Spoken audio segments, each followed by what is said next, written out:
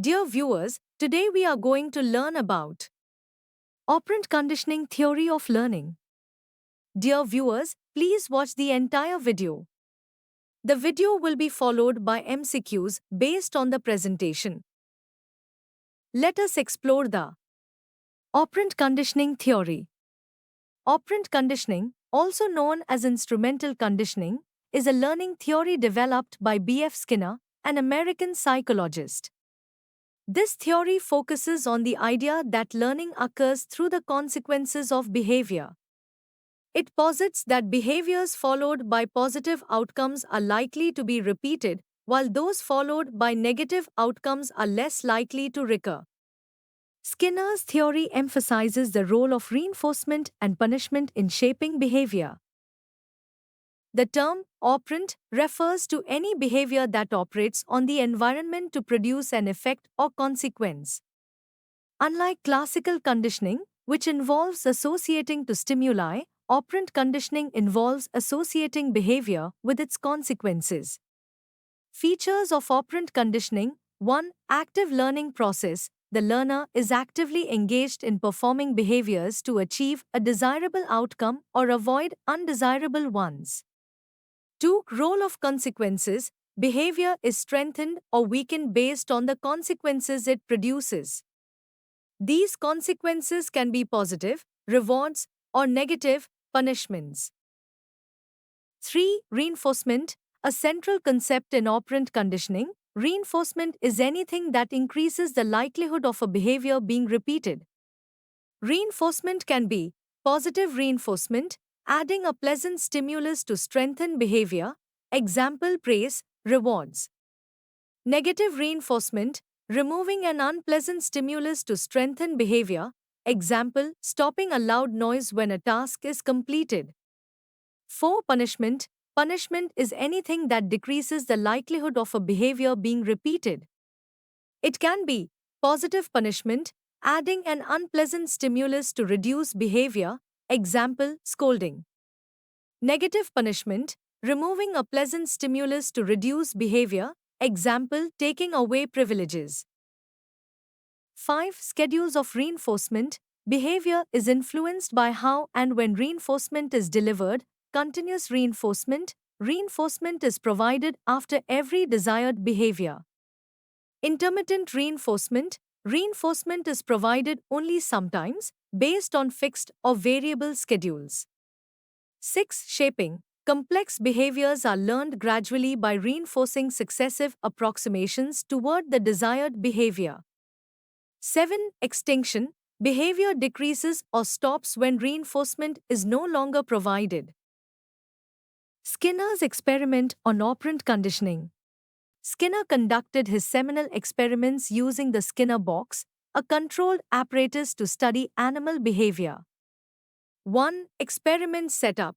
The Skinner box contained a lever or a key that an animal, typically a rat or pigeon, could press. Pressing the lever would dispense food, a positive reinforcement, or stop an electric shock, a negative reinforcement. Sometimes, pressing the lever would result in punishment, such as a mild electric shock. 2. Process. Initially, the animal explored the box and accidentally pressed the lever. Upon receiving a reward, food, the animal began pressing the lever more frequently. Conversely, if pressing the lever resulted in punishment, the behavior decreased.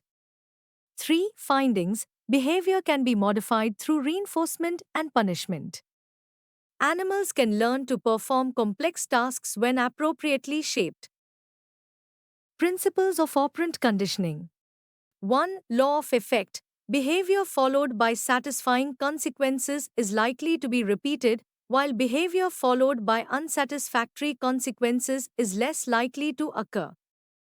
2. Reinforcement. Both positive and negative reinforcement strengthen behavior. 3. Punishment. Punishment reduces the occurrence of unwanted behavior.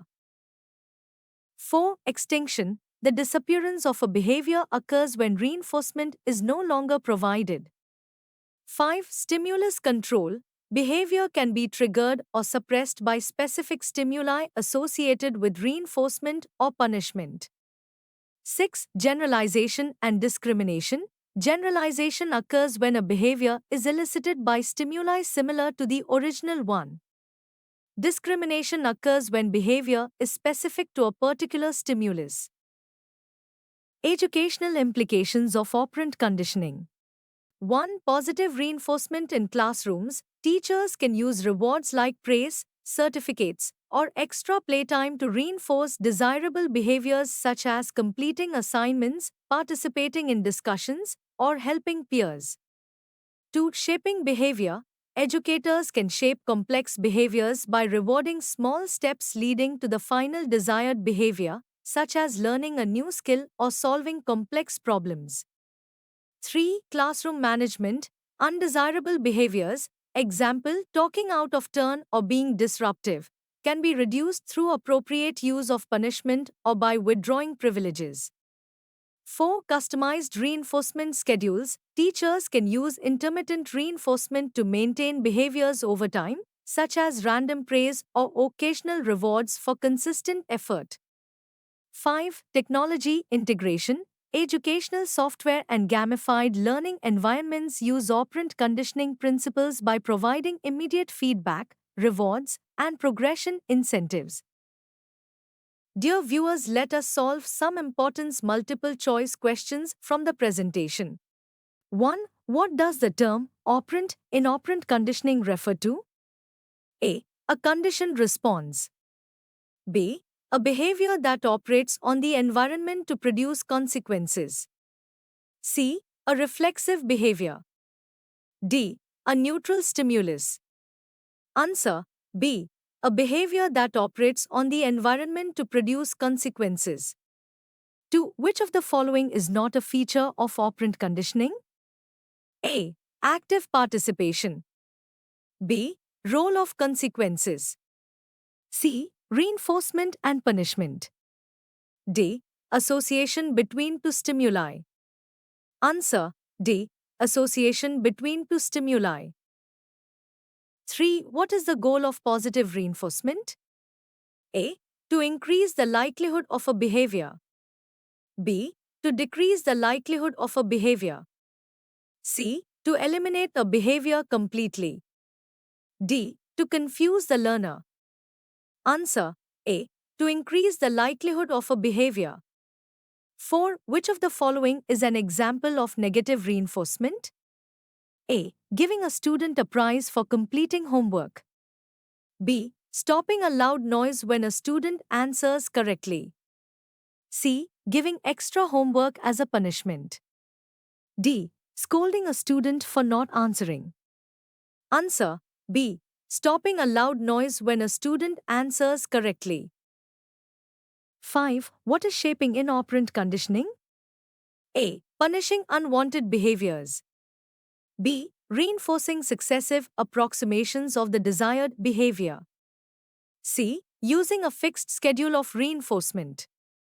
D. Pairing to stimuli. Answer. B. Reinforcing successive approximations of the desired behavior. 6. Which principle explains the disappearance of behavior when reinforcement stops? A. Generalization. B. Shaping. C. Extinction. D. Stimulus discrimination. Answer. C. Extinction. 7. What does the law of effect state? A. Behaviors are always instinctive. B. Behaviors followed by satisfying consequences are more likely to recur. C. Only punished behaviors are remembered. D. Learning occurs through association only. Answer. B. Behaviors followed by satisfying consequences are more likely to recur. 8. Which of the following is an application of operant conditioning in classrooms? A. Lecturing without feedback. B. Using rewards to encourage participation. C. Assigning excessive homework without explanation. D. Ignoring students' progress. Answer. B. Using rewards to encourage participation. 9. What does stimulus discrimination in operant conditioning imply? A. Responding similarly to all stimuli. B. Responding only to specific stimuli associated with reinforcement. C. Ignoring all stimuli. D. Generalizing behavior to different contexts. Answer B. Responding only to specific stimuli associated with reinforcement. 10. What is the primary difference between reinforcement and punishment? A. Reinforcement decreases behavior, while punishment increases it. B. Reinforcement increases behavior, while punishment decreases it. C. Both increase behavior. D. Both decrease behavior. Answer B. Reinforcement increases behavior, while punishment decreases it. 11. What is the primary focus of operant conditioning? A. Reflexive behaviors.